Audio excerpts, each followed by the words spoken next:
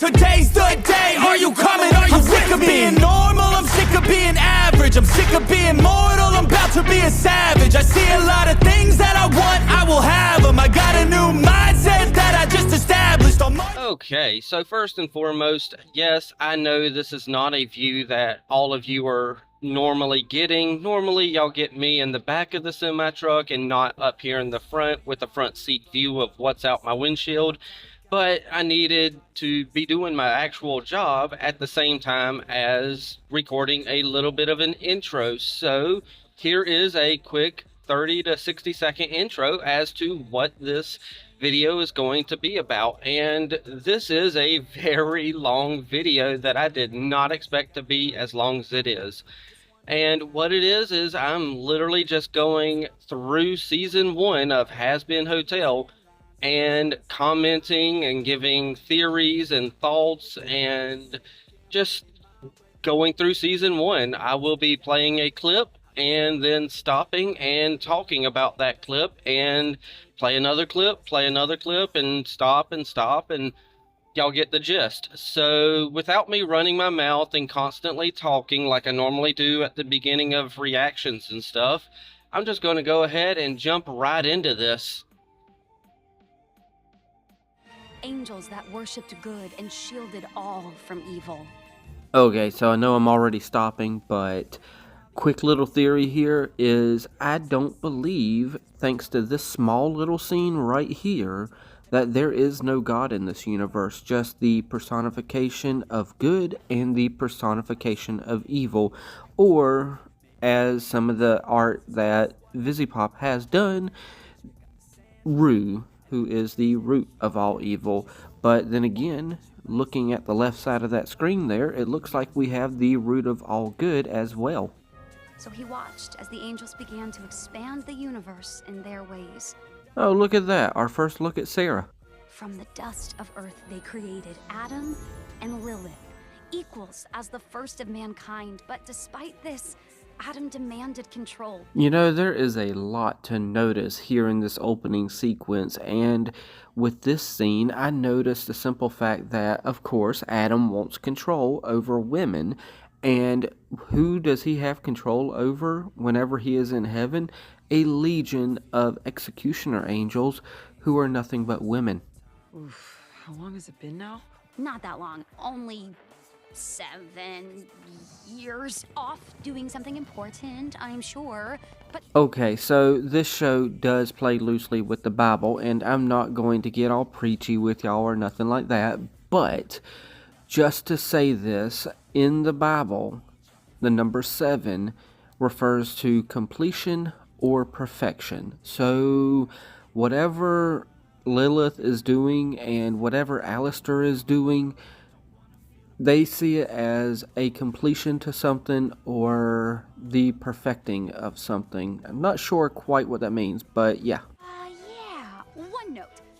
Alistair, I mean, first off, thank you so much for making this. This is just one of those little details I picked up upon the rewatching, is the fact that Alistair has to restrain himself as Vaggie and Charlie are talking to him and correcting him about the commercial he did.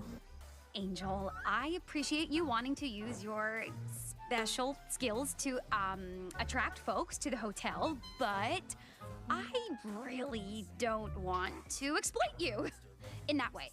Oh, please, baby. This body was made to be exploited. Okay, so for a lot of people out there, including me, this first episode was their first introduction to who Angel was as a character. And this little scene right here, pretty much, in my opinion, sums up who Angel was here at the beginning of Season 1. And who he was somebody who believed that he was good for nothing other than being exploited in that way, due to the fact that Valentino pretty much has broken him down to the point that that's all he believes about himself.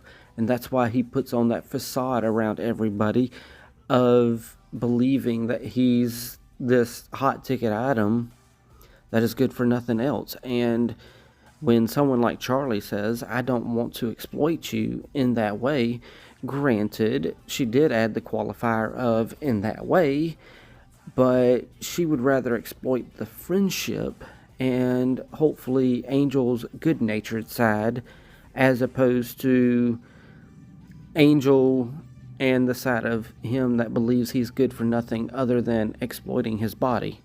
So this is all Angel thought about himself at the beginning of this season, and it is a very stark contrast between who he was here as opposed to who he is at the end of season 1. And why can't he just make people stay here? Oh, trust me, I can. Why do you think I'm here? You know, the first time I watched this, I thought that Alistair was trying to proclaim that he had control over other people's free will, but in all reality, thanks to Husk coming in there and telling us that, why do you think I'm here? It's more along the lines that Alistair was telling us that he has control over a lot of souls, that he can make them be here, and hence the reason why Husk said what he said. He's in a soul contract with Alistair. So just because we see that smile on Alistair's face, as if he's indicating that he knows what kind of power he has, that smile is simply a facade, and he doesn't hold the power that he's indicating to us as the audience. Here's my personal favorite. You'll love it. Thanks. I don't hate that it had to be pointed out to me after my first viewing, but I am disappointed at myself for not catching the fact that Adam's favorite meal there is spare ribs. I ain't no actor. I can't memorize this shit. Well, we could improv this shit, baby cakes.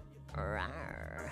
I wanted to point this scene out right here mainly because of another scene that's coming up in, I believe it's episode 4, but when we get to that point, I'll definitely point that out. But this is a very key scene in my opinion. Wait, your name is Adam? Like the first man, Adam? That means you. Oh. That explains so much. I honestly don't have anything to add to this clip other than saying how much I love her reaction to actually understanding who Adam was and realizing that that was her mom's first interaction with man, and probably why her mom is the way she is. Why are you even here? For the entertainment. I came here because I love seeing wasteful souls struggle to accomplish something meaningful and fail spectacularly. Like you are doing now. Good job. This scene right here really makes me start wanting to do some theory crafting about the little shadowy figure that's with Alistair right there. But I ultimately know that shadowy figure is nobody. And the second thing about that scene is the fact that Alistair's outfit ends up having an upside down cross on it depending on the position he's in. Sure, but everyone makes mistakes. Angels don't make mistakes. You really think that? I know that. Yeah, I've never made a mistake in my fucking life. The only reason you're still here is because Daddy gave you and your hellborn kind a pardon from an exorcist blade. How does that feel? To know how little you matter. You know, something that this show does falter in quite a bit is explaining various details, and one of those details that they should have mentioned more often is the fact that Hellborn are pardoned from any of the exterminations that happens, because for someone like me who doesn't catch everything upon the first viewing, because I am reacting to stuff 9 times out of 10 on the first viewing, then small details like this can be missed. But thankfully, I do rewatch things, so I catch these details even though they're only mentioned 1 time in the series. Welcome to the Hazbin Hotel. Something else that I didn't notice the first time watching this during the first season was the fact that Alistair was actually in this commercial. I would be interested in seeing the rest of this commercial to see if he's in any more of it. Breaking news in hell today. And just something to point out If you ever notice that when anybody else is feeling any kind of displeasure, upset, anger, or anything unpleasant at all, Nifty is always there with a nice little giggle of joy and taking so much pleasure in everyone else's pain, and it is quite simply just the best thing ever. Wait, what? Why?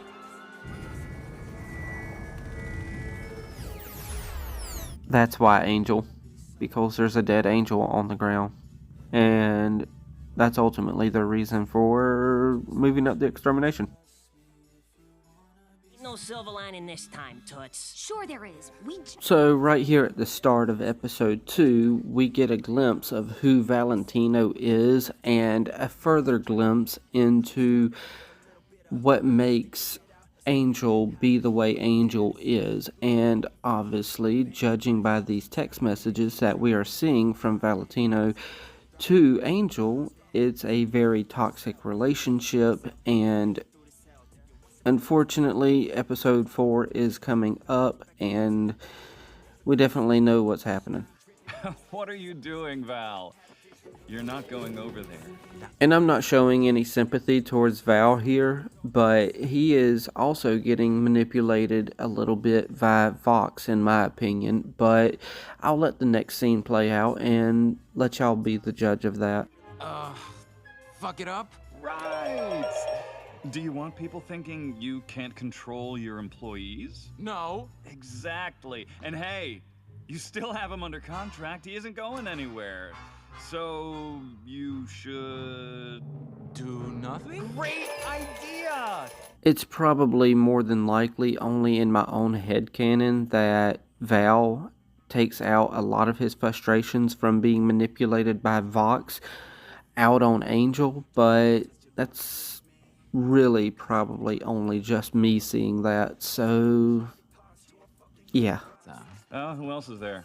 Someone who owes you money? Okay, so this is going to be horrible quality zooming in on this picture, but there's only so much you can zoom in without it getting a little bit distorted and a little bit fuzzy. But nonetheless, we see a picture of Vox and Val on the desk there, and we notice that Vox has a different head than he does now. Now he has a bit of a flat screen television, but in this picture he looks to have a box set television from like the late 90s or so. I don't know, just pointing that out. It's been 7 years! You still pissed? He almost beat you that time. Oh look, the number 7 came back into play with Alistair being gone for 7 years. Let's begin. I'm gonna make you wish that I'd stayed gone. I love this part of the song every time, where they slow down the tempo and make us wonder that much more about Alistair and what things were like 7 years before when he disappeared. So our main concern now is ensuring that no deal is ever struck between Lucifer's brat and that smiling freak. Well, how exactly are we supposed to stop it? This is an interesting scene for me rewatching the series over and over and over, because it never struck out to me before that they made these comments, and it's quite weird that they would want to stop Alistair from making a deal, not necessarily a soul-binding deal, but just a deal in general with Charlie.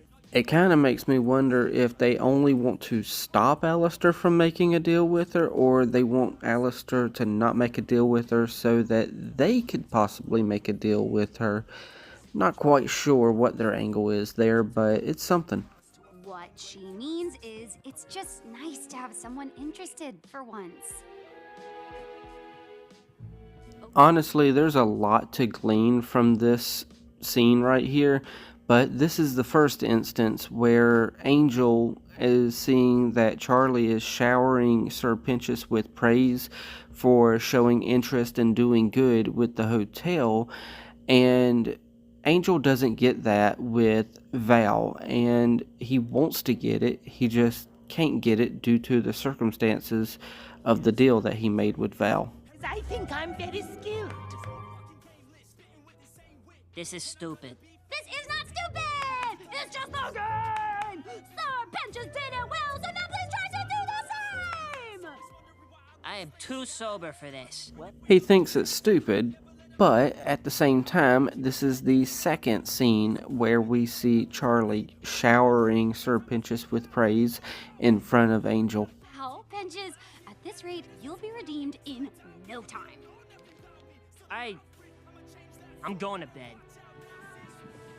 I am so proud of you, Sir Pinches. That was amazing. Thank you. The good old rule of three. This is the third time we see Charlie showering Sir Pinches with praise, and I think it's right here where Angel is starting to realize he could find something better for his life as opposed to always turning to Val and pretty much being degraded and used and abused. You actually think you can change? Addict trash like you doesn't change. I'll see you soon, baby. And this right here is probably the first real indication as the audience that there is more to Angel than meets the eye.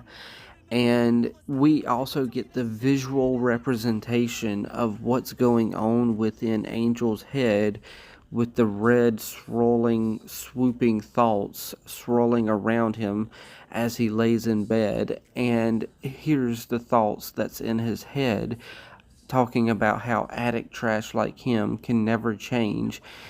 But by that statement, we know what's in his head also behind those thoughts about changing, and he wants to change. Sorry. Not now, Fat Nuggets. It might only be my own personal headcanon, but I like to think that Fat Nuggets, before he died, was Waddles from Gravity Falls. Get your aggressively average body off of me! Fuck! I don't know how Sir Pinches did it, but that was one heck of an insult without cussing once. I'm really looking forward to shooting the other residents. What? Why? Everyone is being too nice. Obviously, it must be a lie. I can sense they are planning to kill me. But when? How? I must be prepared. To be fair to Sir Pinches here, he is in hell. And that does mean that almost 99% of people there are out to kill him, and he can't trust anybody there. And this whole idea of a hotel where he's going to try to redeem himself is a very new idea to him. So I understand exactly where Sir Pinches is coming from, considering his living circumstances before coming to this hotel. So y'all are going to have to cut him a little bit of slack here. They want you to feel welcome.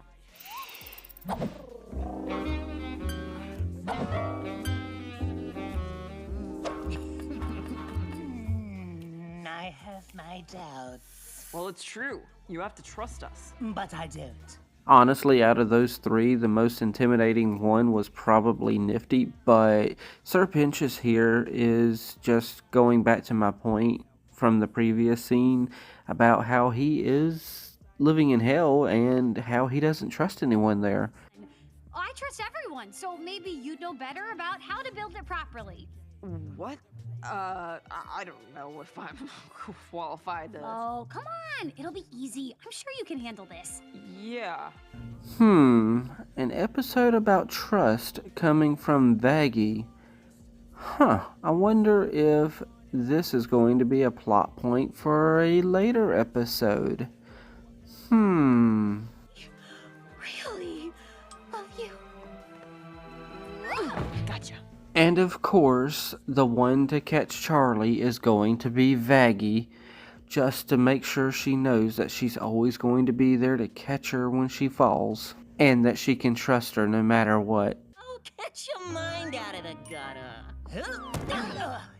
But You know, I really like this trust fall exercise scene because first, of course, we get Charlie falling into Vaggie's arms because, of course, she can trust Vaggie ultimately no matter what. And then right here, we get Angel throwing himself over to Husk and trusting that Husk would catch him.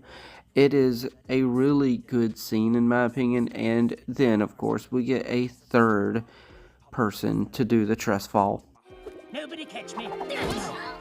Damn it. Okay, so when I said a third person did the trust fall exercise, I was thinking of Nifty. I completely forgot about Sir Pinchus doing the trust fall exercise, but I did notice, other than Charlie and Vaggie catching him, down there at the bottom of the screen, we've got the hands of Nifty and Husk. So the only person to not catch somebody was Angel.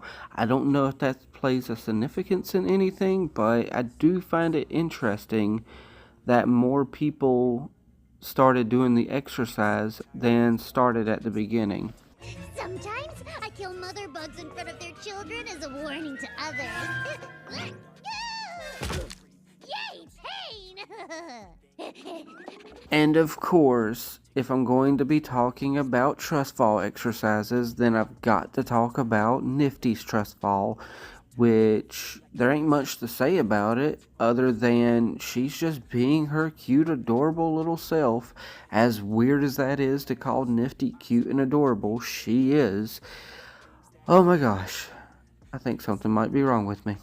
Okay, so slight detour here real fast. Just wanted to let y'all know the audio will probably be changing because I am no longer in a hotel room and I am back in the semi-truck. So we are in the back of the semi-truck recording this now, and hopefully the audio will be that much better because I know there was some background noise that was really terrible in that room, but you know what? Let's go ahead and continue on, and like I said, hopefully this sounds better. So let's continue. How fare thee this day? Who's that, boss?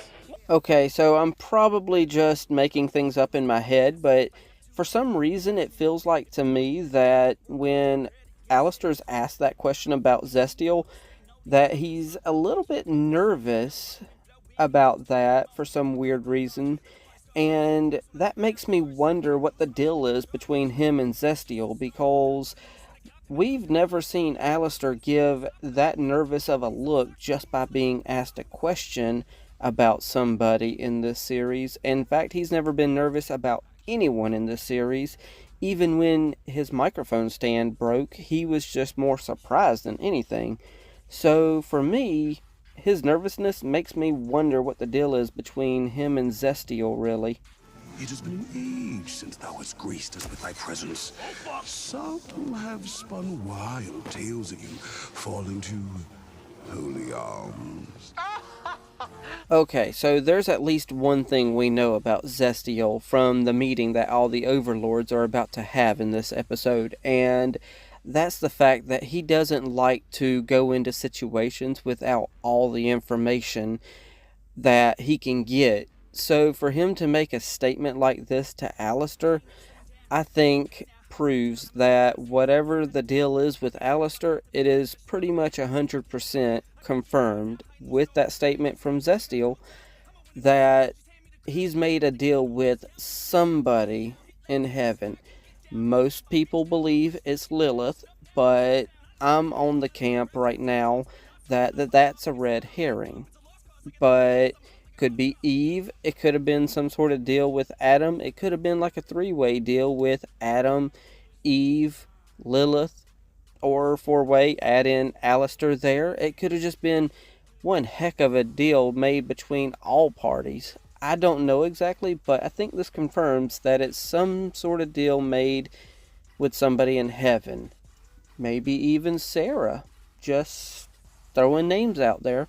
Tell me, how dost thou fall into such folly? That is for me to know. But please, do guess. I'd love to know the theories. 'Twould be grander folly by far to assume the workings of your mind, Alistair. Thou hast been naught but an enigma since thy manifested in this realm. Coming from someone as ancient as you, I take that as quite the compliment. Dang, I want to make the theory work somehow in my head that the one who has a soul contract with Alistair is Zestial, due to the color of Alistair's magic is pretty much the same color as Zestial, vibes off of him. But unfortunately, I don't know if I could make that connection, because if Zestial wanted that information, you would think he could just make Alistair give it to him when he asked, but Alistair doesn't. So I want to make the connection and say that, but at the same time, I really can't, because Zestial doesn't make Alistair do anything. So unless it's just a different type of contract that they got going on, but I don't know. I just can't make the connection, but I want to so badly. Welcome, Hell's Sovereign Overlords. Well, I wish I would have noticed that clanging of her feet onto the floor on my first viewing, because there's our indication that she has some weapons as her ballet shoes right there. Enchanted as always, Camilla. Alistair? Yes, I know. I've been absent some time. I'm sure you've all been wondering. Not really, but welcome back in any case. I just added that scene in there because I love how upset Alistair gets due to the fact that Camilla just does not care that he was gone, and it just frustrates him to the point where he has to retune his radio frequency for his voice. And I love that aspect. The boys and I have come up with a full assault plan. Could somebody let me know if Zestial liking tea is a reference to him actually liking to get all the information before he makes a move? Because that would actually be a pretty cool Easter egg, that he likes tea because he likes to get all the tea, as in information, before making moves. I don't know. Just a little tidbit that I thought was interesting.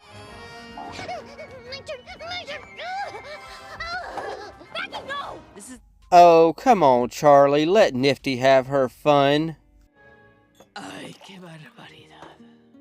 Okay, folks, so I don't speak that language. Can somebody tell me what she said?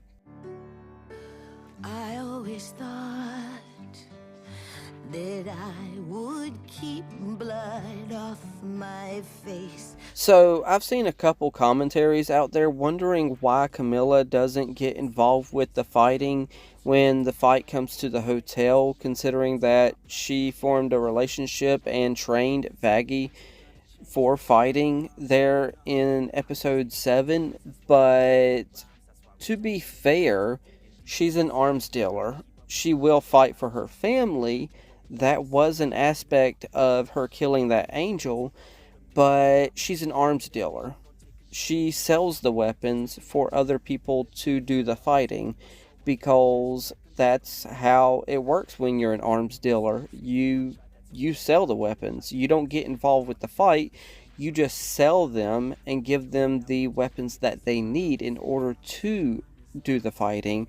And with this line of the song here, she never thought she would be getting blood on her hands, so she doesn't want to fight. She's an arms dealer. That's literally all it is. Arms dealers just don't get involved with the fight. Like I said, they sell the stuff. So, weird question. Who is the father of Camilla's daughters there? Because obviously they don't take after Zestial, so he ain't the father. I don't know. It just got me wondering, because I know we don't know who the father is. You really gonna sit there and act like these scripts ain't hot garbage? That little clip right there and conversation that they had afterwards definitely got Angel thinking about things, because we see the script come into question later on. And Nifty? Yeah. You don't even want to know what her deal is. Actually, I do want to know what Nifty's deal is, because I've got a feeling that Nifty is in a soul contract with Alistair as well. And that makes me wonder what the details of that contract is more than the details of your contract, because Nifty enjoys what she's getting from this contract, it seems. And you! Don't get me started. I see right through you and all this bullshit. Quite the confident act he's putting on for old Husk here, isn't it? Up until he gets this phone call right here. Hold that thought. Hello? Yeah, I'm... No, I'm not. But... Dang, and that's what that type of toxic relationship does. Stops you dead in your tracks and makes you change your whole entire demeanor. All in just a little phone call. Yeah. Do you really expect me to memorize this whole script? Just improv it. Okay, so in the first episode, we had a scene with Angel spouting the phrase off of just improving it, mimicking what we see here from Valentino. And that indicates to me that obviously Valentino was rubbing off onto Angel. But now that Angel's gotten a taste of what it's like to be away from Valentino and actually have interaction with other people, such as Husk, now Husk seems to be rubbing off on him, as with the statement about, do you expect me to memorize this, script?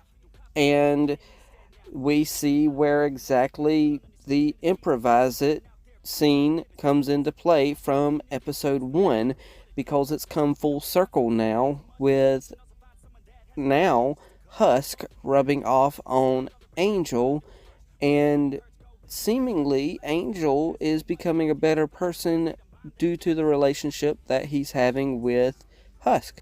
And all that made sense in my head, but I don't know how much sense it made after I said it out loud. Hopefully it did. What's the worst part of this hell? I can only blame myself, 'cause I know you're poison. Holy crap, the stark contrast between the way this song starts and the way this song ends right here. I'm sick of the poison. Wish I had something to live for tomorrow. Going back about 10 seconds to listen to that little snippet of that song, and you can also hear in the voice acting while he is singing how stand-up of a job he's doing with that voice acting, because you can hear the emotion at the end of that song showing the desperation to get away from that poison. Oh, come on. I bet I can make those wings flap. Stop! Fucking Christ! I don't know how I've missed it so many times during the watching of this series, but after rewatching this scene yet again for the umpteenth time, it's finally clicking in my head that Angel is literally just using sex when he's not around Valentino as a means of having some form of control in his life. And he feels like this is the way that Valentino controls me, so you know what? I'm going to use this to control others and feel like I've got love from others. Just because Valentino don't love me and he's just using me for his own gain doesn't mean that I can't use the same thing to get the love from others that I want. Hence the reason why he says what he says right here. You know what? You would be fucking lucky to get a chance to fuck me. You know how much I'm worth? You know how many people would kill to have angel dust come onto them? With the rejection, he simply lashes out and goes out of the hotel and to the bar to find what he might be able to find as love out there. But of course, deep down, he knows that Husk is right and he's just presenting a facade because, of course, he tells Husk he's just trying to break himself enough for Valentino to quit having him as his favorite toy. You caused it, you drag him back. No. Don't force him back. Just make sure he's safe. Unfortunately, Charlie is correct in this situation. When somebody is in the situation that Angel is in, you can't force them to make the right decision. Unfortunately, that's a decision that they have to make on their own. So, unfortunately, I can't add nothing more to that. But if you know someone in that position, be a friend to them and let them know that you're there. You think I asked for it? I don't ask for any of this shit. I didn't ask to be this way. I didn't ask for Charlie to save me. I didn't ask for you to save me. I can handle myself. Regardless of what anybody says, this is an accurate portrayal of what a toxic, abusive relationship is. And the person who is abused feels the way that Angel feels. I've seen it firsthand with my mother growing up. And when you're trying to push somebody out of that abusive relationship, they get really defensive, just like this, and say that they can handle themselves, they know what they're doing. But let's continue with this. As well just cut the act. It's not an act. It's who I need to be. And this is my escape. And unfortunately, here is another accurate portrayal of what it's like to be in an abusive relationship. And more than likely, if you know somebody who is in one, they've got what they consider to be an escape. So all I could say is please be on the lookout for all these telltale signs. And if they can confide in you, just make sure to be there as their friend and help them, because ultimately this is all they're trying to do to themselves. And maybe if I can ruin myself enough in the process, if I end up broken, I won't be his favorite toy anymore. And I think that is actually one of the hardest hitting lines in this whole series, when we find out what Angel is actually trying to do to himself this whole time. I was an overlord once, you know. Yeah. And, it was nice to have that power. Hey, look at that. The first hint of a real friendship blossoming right here. Husk is being vulnerable and being there with Angel in the moment. You've lost your way. You think your life is wrecked.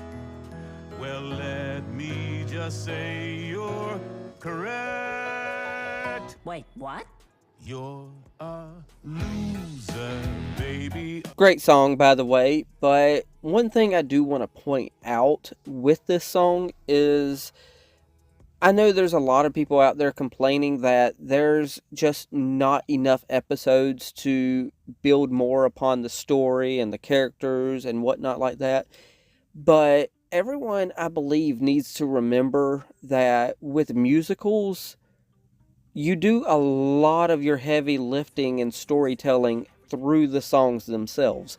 So if there is a song in the episode, that is fairly important to everything that is happening in the story itself.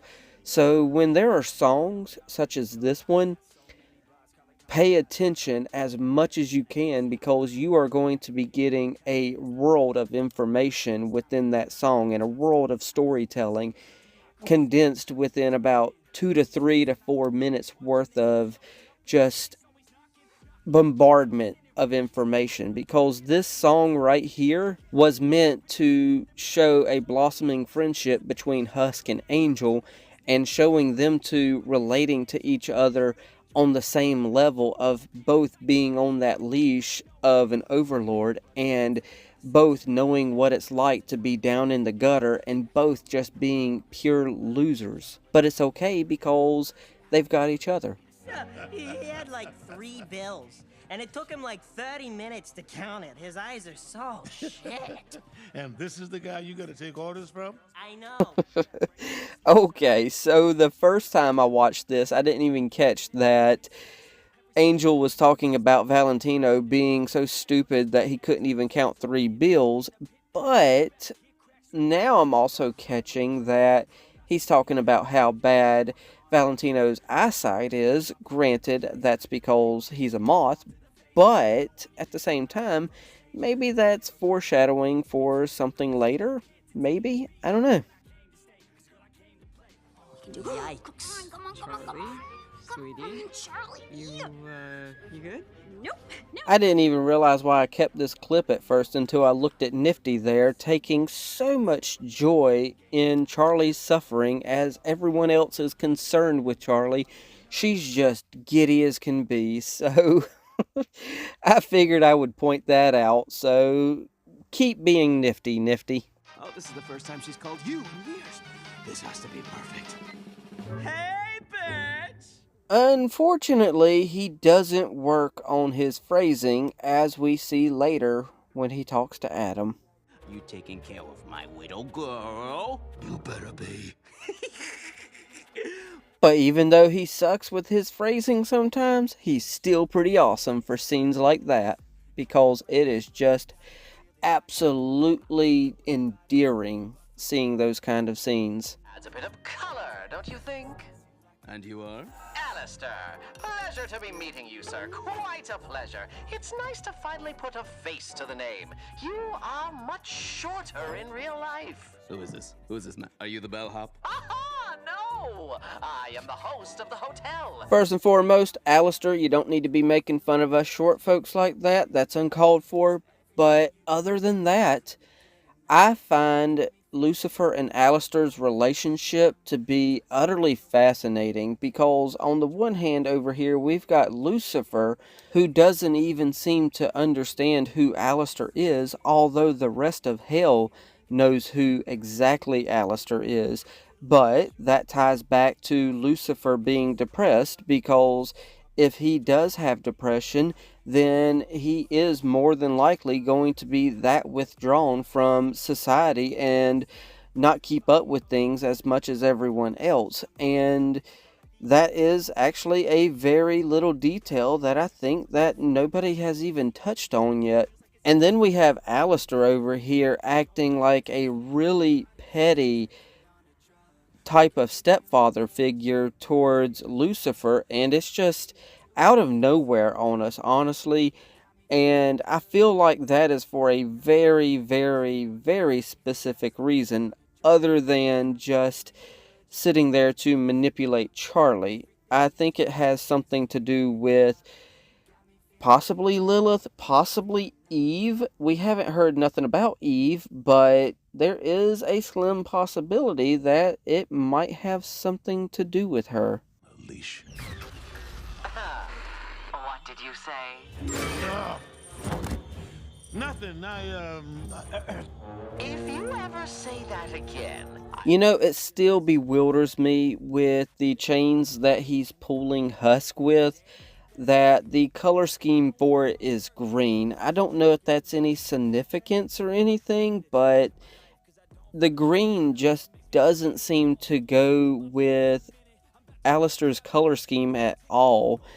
I mean, with Valentino, at least the color scheme follows with the chain that he has Angel on, but not with Alistair here for some reason.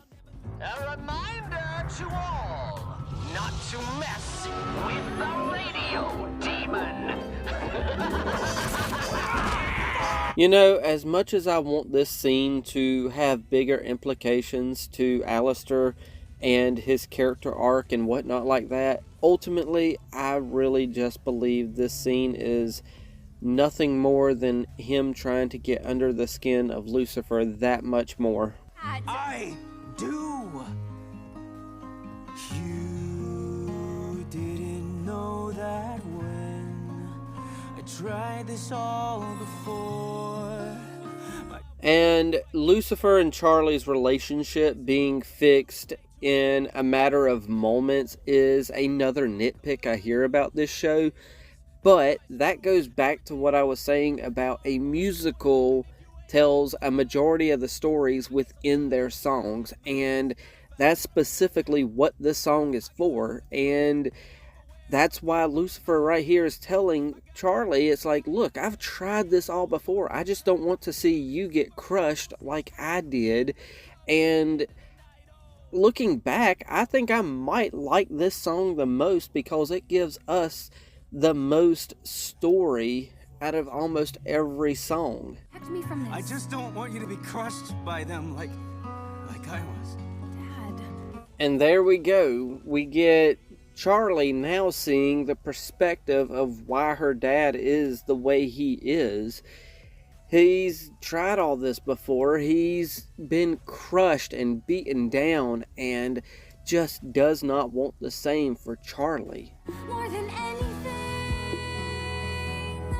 More than anything. I'm just pointing out that Sir Pinchas's hat also has a tear in its eye. Miss that smile, all that I'm hoping, now that my eyes are open. And this is what I mean by storytelling through the songs of this show. Through this song and through the events of this song is where her dad realizes and has his eyes open to what Charlie's dreams are and what she's trying to do, and he sees her heart in the matter. And that's what changes him. That's what gets him to the point where he's like, I believe in this. I believe what you're doing. And let's move forward. Let's continue. We can start again, not be pulled apart again, 'cause in the end... Okay, so that little line right there about not being pulled apart again, I believe is going to very much have significant meaning in Season 2 for obvious reasons. We already seen a little bit in the flashback where Lilith took Charlie and went away from Lucifer. So I think in Season 2 we're going to find out a lot more about that backstory and how Charlie and her dad were pulled apart, literally, by Lilith. For what reason, we don't know, but there's got to be some sort of reason. This next part is gonna be scary. You ready? Oh, in that moment, Vaggie, I think a better question would be is if you are ready, because... I'm ready, because you'll be with me. In spirit, right? In heaven. I have a light jacket, flat jacket, and rain jacket. Wait, does it rain in heaven? Charlie. If I didn't know any better, I would say that the rain jacket was a reference to the biblical flood, but I don't know. Maybe it is, maybe it isn't. I am Sarah, the High Seraphim of Heaven. You're gifted to be here. Hi, I'm Emily, the other seraphim, though you can call me Em, Emmy, E, whatever you want. I go by whatever.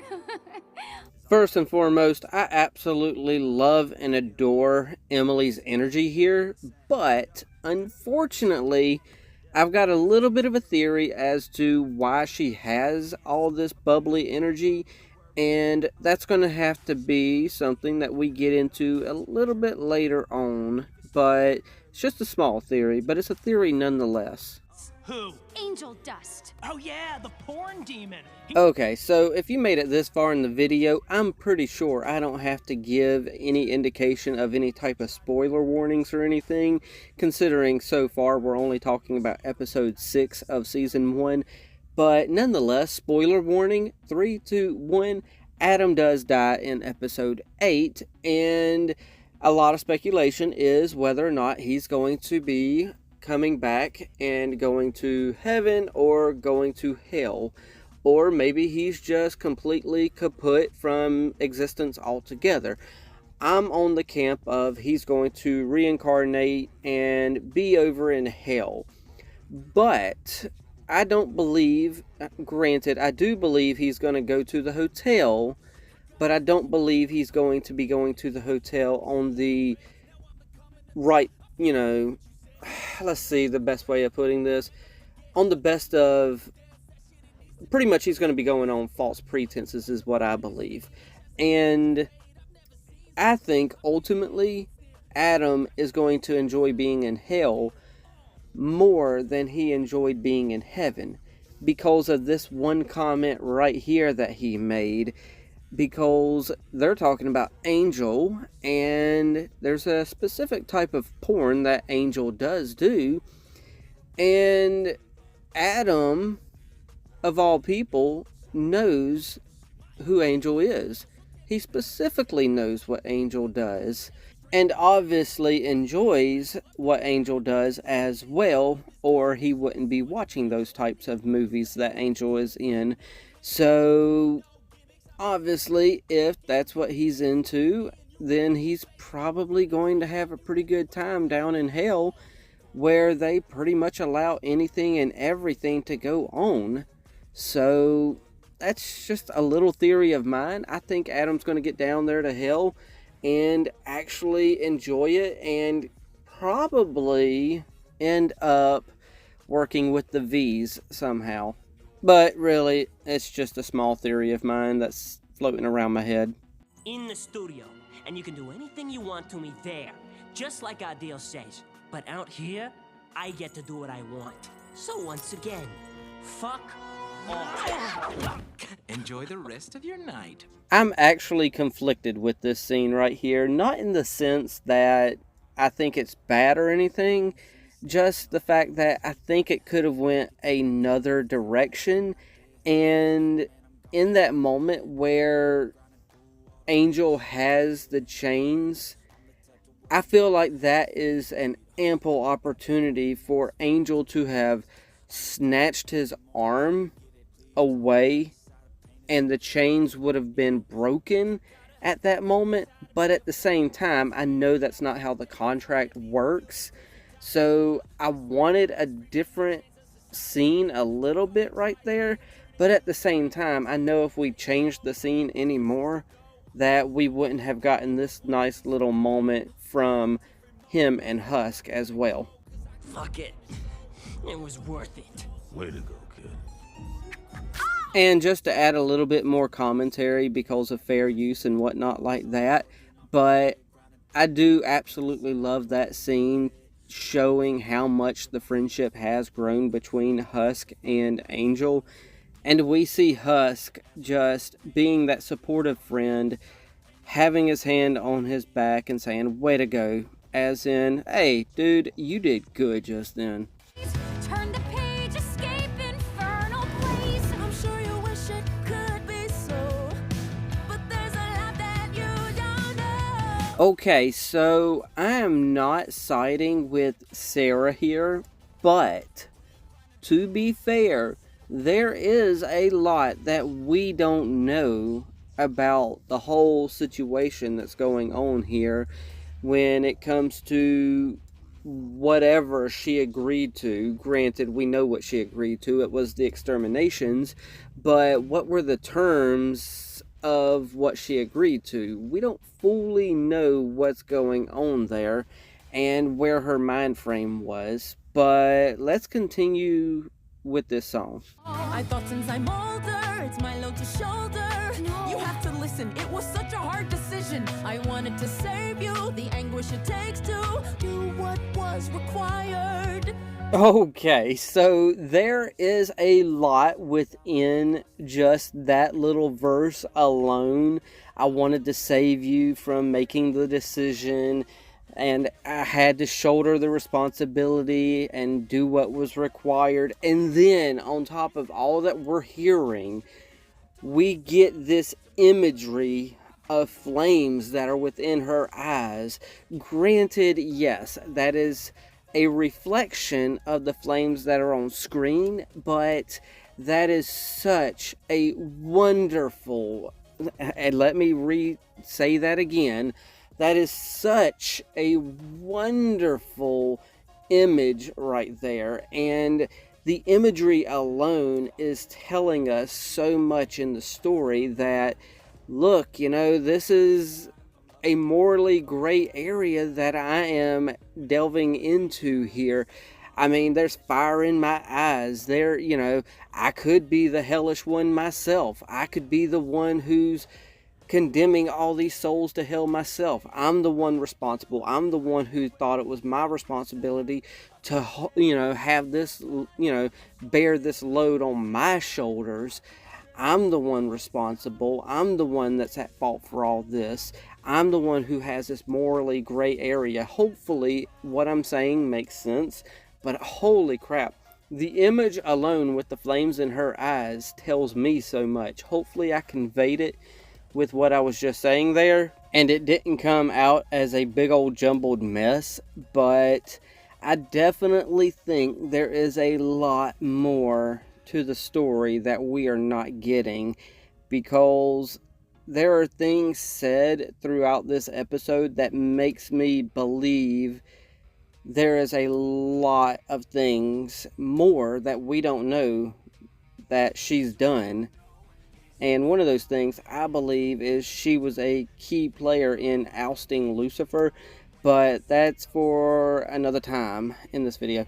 Extermination of human souls, demon or not, there is no reason to be doing this. They were uprising, Emily.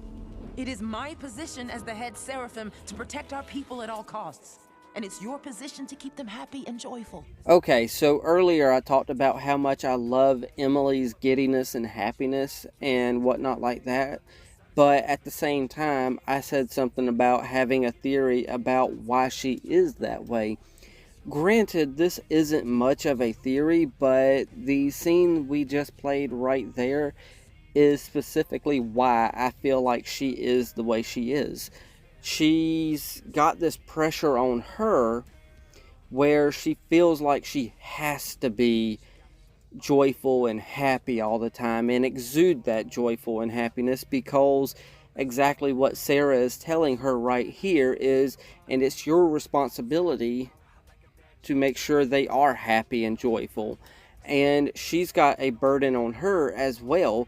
And we find out in the episode, well, not even in the episode, in the next scene, where she's like, I don't know if I can be joyful and happy now, thanks to me finding out all this stuff. And she's got a burden just like Sarah has a burden. She's got to fake this happiness no matter what, it seems like. So, yeah, that's my small little theory on why she's so freaking happy and joyful all the time, because, quite simply, that's what's expected of her. Please, if you start to question, you could end up like Lucifer, fallen. I couldn't bear to see you suffer that fate. So please, let me worry about this. Okay, so this little scene right here does show us that Sarah isn't making decisions solely to be selfish. She is thinking of other people when she makes those decisions, and more specifically, she seems to be thinking about Emily. And this is just a small theory in my head. I haven't heard nobody else talk about it, but just a small one that's floating around in my head, that Emily is Sarah's daughter, and that's where a lot of Sarah's, conflictions come into play, because she feels like hell was doing an uprising. So a logical decision for Sarah to make is a decision that would protect her and her people, and more importantly, her daughter. But the whole daughter thing is simply just something that's floating around my head. Now, who the father is, that's a whole other theory. One itty-bitty favor. What's a favor between friends?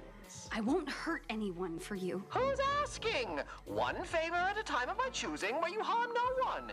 I'll be honest with you, this isn't necessarily the most interesting part of the deal for me, because this is a pretty cliche trope of I'm not going to harm anyone, and then the other person agrees to it. So that's not the interesting part to me about this deal. The interesting part to me is right here. Deal. That's the interesting part of the deal to me, is when she says deal, she's not in her human form. She's in her demon form. So that makes me wonder, how is that going to affect this deal? Does she have to be in her demon form in order for the deal to be completed? Or is she going to have to be a part of the deal no matter what? Right on cue. did you do? Let her go. Baggy, stop. What? That was also an interesting aspect of that whole scene as well, where Alistair just said right on cue as Vaggie was coming into the room, telling me that this was part of his plan the whole time for Vaggie to come into the room as they were making the deal. Wait, you know I'm an exorcist? How? You have a giant X over your eye and wield an angelic spear. It's not rocket science. Before you found out about me, did you know angels could be harmed? No. That shows in how you fight. Okay, so there's a lot of speculation out there that I've seen where people are saying that this is a plot hole, that Vaggie didn't know that angels could be harmed before she started talking to Camilla. But I've got a small little theory about that I'm not necessarily going to say right here, but I do got a question to put out there. That do they say emphatically that these exorcists are actually angels without qualifying that they are exorcist angels? I've heard it said plenty of times that they're exorcist angels, but where else in the show are they referred to strictly as just angels? Because I've got a theory that they're not regular angels. I better not say too much because I'm still working this out in my head, and I'm going to have to rewatch this show in its entirety again to feel like I'm 100% right. But I do got a theory, so I do pose that question. Just like when Vaggie was just talking to Camilla just then, she said, "You knew I was an exorcist?" She didn't even add angel to that. But I do believe I have heard it said exorcist angels before. So I don't know 100% sure, but I do pose that question. Is there any instance in this show where they say that they're angels from heaven? Because it seems we always have that qualifier of what kind of angels they are when it comes to this. So I know that's a bit of a jumbled question, but I am wondering an answer.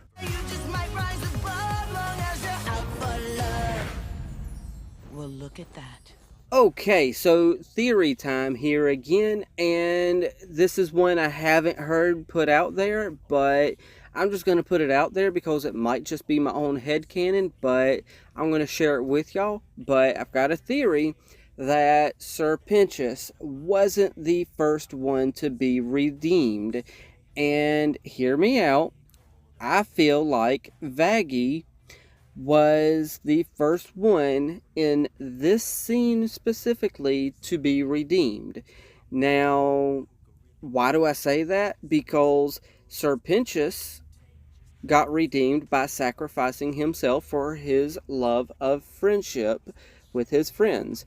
Now we've got Vaggie here, and we hear this song, and they're going out for love. And what happens by the end of that song is we get Vaggie here with her newly formed wings, and it isn't the same wings that she had when she was an exorcist. These are brand new wings. These are angel wings, actual angel wings, not the exorcist angel wings, which is a whole nother theory that's in my head right now, as y'all previously heard me ramble on about. But this is a whole different type of set of wings. So I feel like she was redeemed and got reborn with her new set of wings. And then comes the question, why isn't she up in heaven? Well, easy excuse for that, because that's not her heaven. Without Charlie, she's not in heaven. So in hell, she's found her little piece of heaven with Charlie, which is why she remained here in hell, so that she can be with Charlie. So yeah, I know it's a bit of a stretch of a theory, but it's my headcanon. Have you ever wanted something that was so clear. I find it really interesting that Alistair is handing over his microphone stand, but in all reality, as much as I find it interesting, it's more than likely just manipulation by him, showing her a level of trust that he can use to manipulate. Like her daddy, she is badly powerful. She's filled with potential that I could guide. I concur. And ultimately, I think that's Alistair's whole game right there, is he wants to be able to manipulate Charlie and use her power for his own use, but eventually he's going to grow to love everyone here and then have a change of heart and do something different, probably within, I don't know, the 3rd season or so. Charlie. The wings are new. They look nice. Come on, let's go home. Well, somebody certainly likes the new wings. Live tonight, however you want, because we're all gonna die! Oh, Nifty. Please don't change. Hey, Charlie said live tonight however we wanted. So pour me a fresh one, and let's get to living. And that little scene right there, I believe, really shows just how far Angel has come from the first episode all the way up until now. Love the optimism. Still trying to focus. And just a little tidbit here, I didn't show the clip, but Vaggie told Camilla that she wasn't used to fighting with such long hair, and what do we have here is her hair pulled up. Me, edgelord. You should know better than anyone what a soul can accomplish when they take charge of their own fate. I honestly don't know why, but I feel like that little statement right there is very significant. You should have stayed in your place, girlie. that's Princess of Hell to you, pig. The fuck? That hurts! Oh, Adam, don't be so confused. Of course you can be hurt. Seriously, you're pathetic, you know that? Ready to die rather than accepting mercy? No. Live. Live knowing that you only do because I let you. A failure. Something I just noticed about this scene was when Vaggie told her that I let you, she has this confused look on her face. But as soon as she called her a failure, she goes and has this disgusted, angry look on her face. And that just shows us that much more depth to Lute that we didn't see before.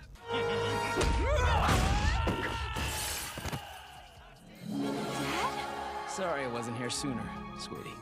See, when I was doing a reaction to this scene right here, a lot of people jumped in the comments and told me about the deal with the Exorcist angels and Adam and all this stuff, and how Lucifer couldn't join in until the deal was broken when Adam come after Charlie. But wouldn't that deal have been broken as soon as any of the other exorcists started attacking Charlie?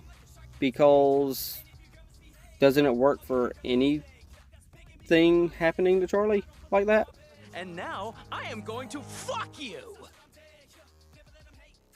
Well, this just got interesting. Oh goodness, Lucy, work on that phrasing.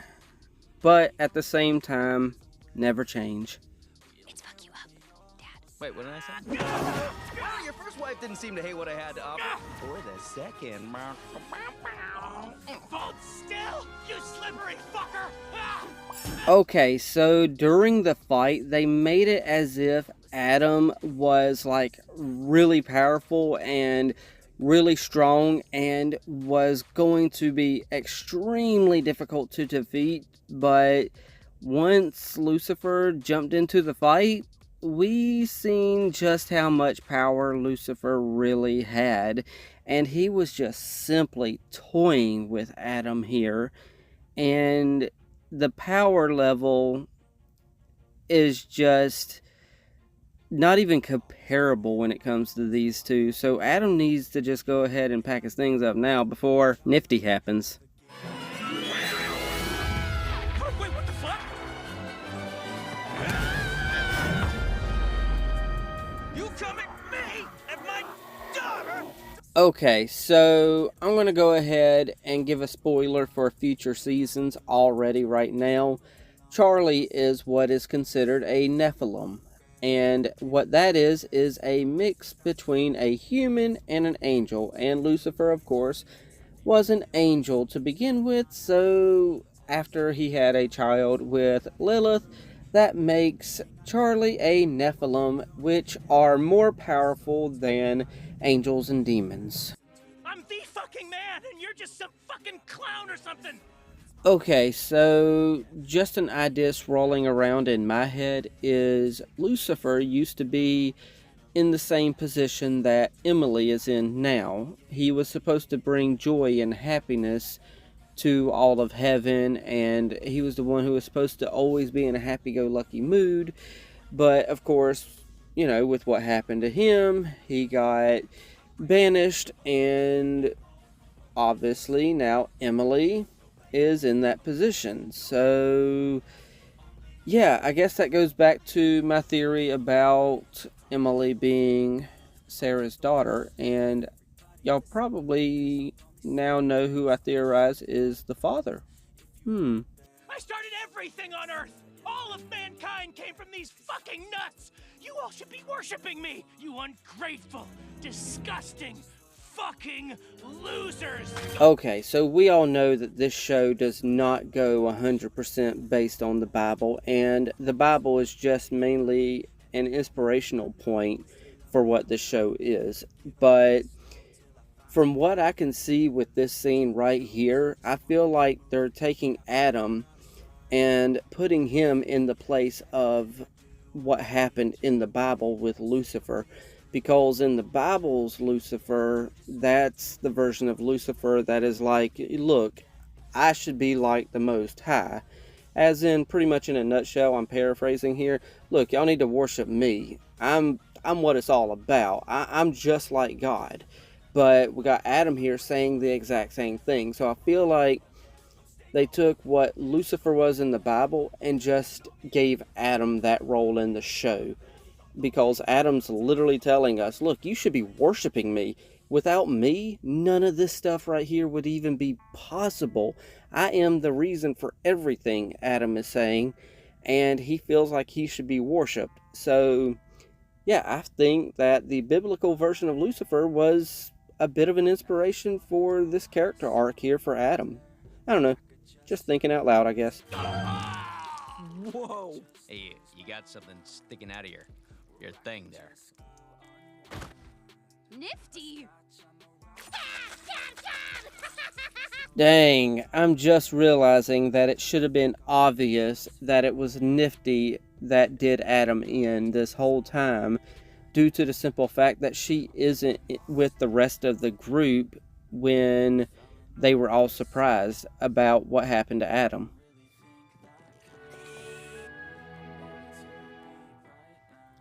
Okay, so I don't know if there's any other pets in this show other than these two right here, but I'm just going to go ahead and call it and say that Fat Nuggets is the best pet in this show, hands down.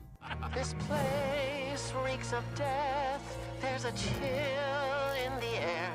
Okay, so I definitely had to hold back from hitting pause right there where Alistair's part of the song started, because literally every line I feel like means something in this song.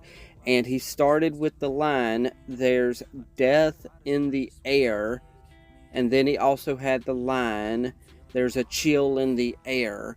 Now, for Alistair, it kind of is a little odd to hear the line, there's a stench of death in the air, or something along that lines.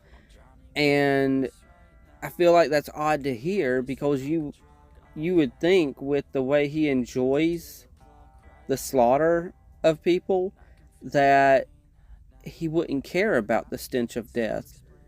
And then there's the chill in the air, as if there's maybe a little bit of heaven starting to come down and infiltrate into hell, as if it's not quite as hot as it should be anymore, and it's not quite the same place, indicating that there is definitely a change in the air. Hopefully what I said makes sense. I know it makes sense in my head, but either way, let's continue. I'm hungry for freedom like never before. Honestly, I was about to sit here and talk about every single line of this portion of the song, but we would be here for another 30 minutes if I did that, so maybe I'll do that with a whole separate video. But with this line right here, that tells me that he's been in the constraint of this deal for quite some time, which might explain some of his mantic behavior, because he is quite fed up and wants to be done with this deal. The constraints of my deal surely have a back door. Once I figure out how to unclip my wings, guess who will be pulling all the strings? Okay, so I just did things the easy way and said screw it and went to Google and typed in clip someone's wings meaning and went to the Merriam Dictionary's definition of that, and it is quite simply just an idiom for saying clipping someone's wings is the same as restricting someone's power to do or say something. So I'm starting to think that maybe we're all thinking about this little line here a little bit too literally, when all Alistair is probably saying is, once I unclip my wings, I can then use my full power and really show what I'm made of. And that's probably simply a line to be a red herring, so we can't figure out exactly who his deal is with. Okay, so I know this has been pointed out ad nauseum at this point, but everyone there is all happy to see Alistair is safe and sound and whatnot like that, with the exception of Husk and Lucifer. And Lucifer even has a little quip to say right there at the end. What? Where am I? Oh. Hello. Okay, so when Sir Pinchus died, I didn't talk about a particular subject that I meant to talk about. So I'll talk about that right here and then talk about Emily and Sarah's faces right here.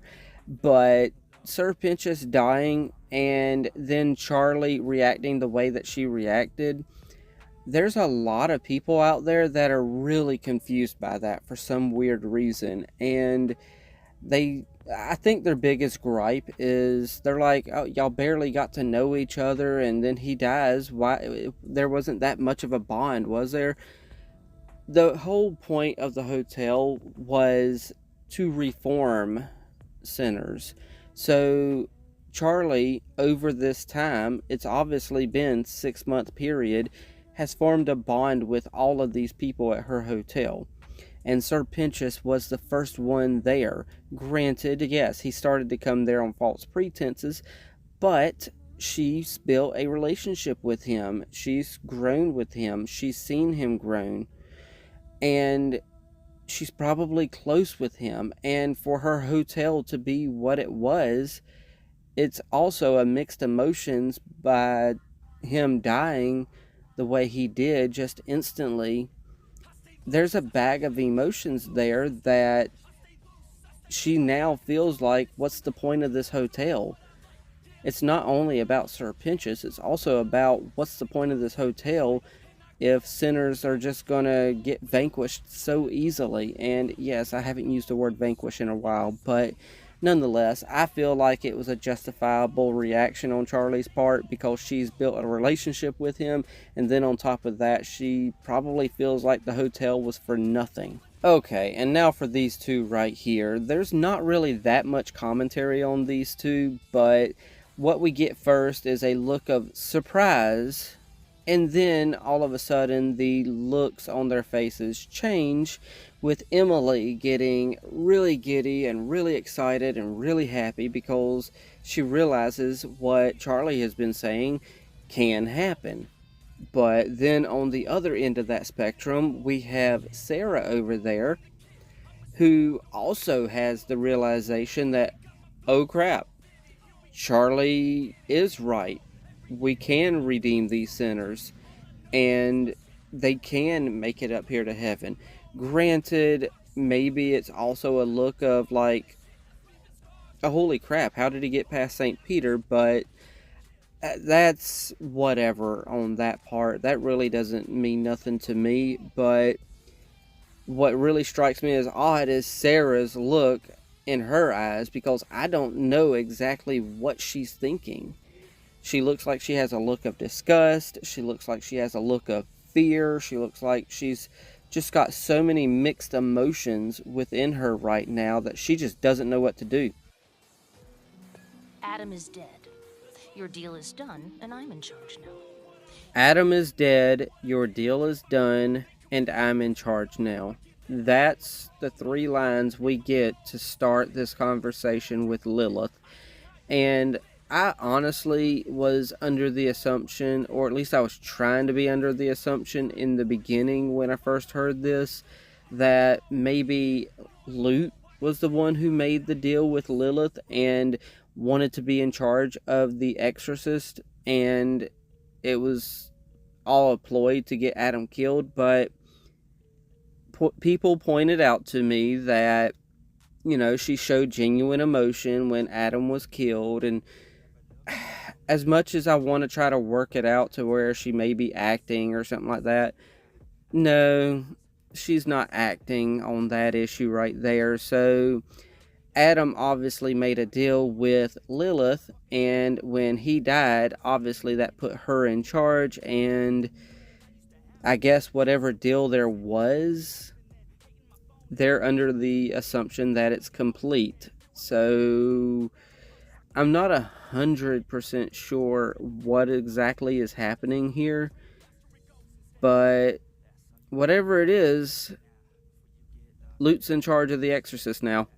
Your brat is threatening the very foundation of heaven. And if you want to stay here, you're going down there and stopping that bitch. You understand me, Lilith? Okay, so due to the glasses that Lilith is wearing, we don't get to see her eyes to indicate more of a facial expression from her for her reaction.